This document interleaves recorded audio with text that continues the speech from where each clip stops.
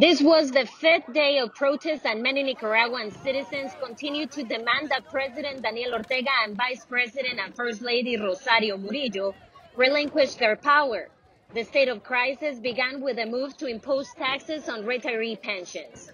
The government has not updated its official death toll since announced on Friday that 10 people had died, but the Nicaraguan Center for Human Rights said the number of fatalities now exceeds 20. Among the victims was a journalist who was fatally shot during a Facebook Live webcast of the protests. Some Nicaraguan citizens are blaming the national police for much of the violence. I was at my job and they attacked us because we had banners. Because of banners.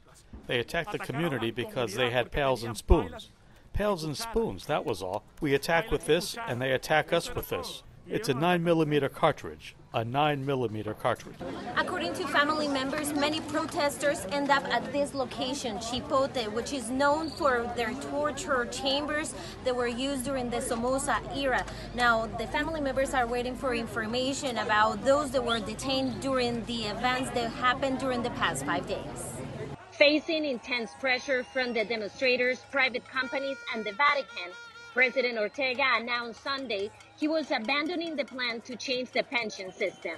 Esta resolución. The resolution that I'm announcing at this moment and that the Social Security Board of Directors has just approved is renewing or canceling, is putting aside the previous resolution of April 16, which was the resolution that served as a trigger to start this whole situation.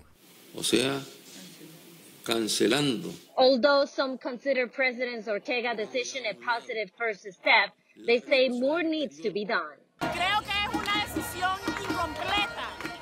I think this is an incomplete decision. The Nicaraguan Institute of Social Security has to be completely cleaned up.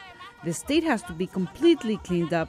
This country can no longer deal with corruption, and we cannot pay with our hunger and our lack of opportunities. Both the authorities and the protesters remain on edge, waiting to see whether Ortega's reversal will restore calm. Celia Mendoza, VOA News, Managua, Nicaragua.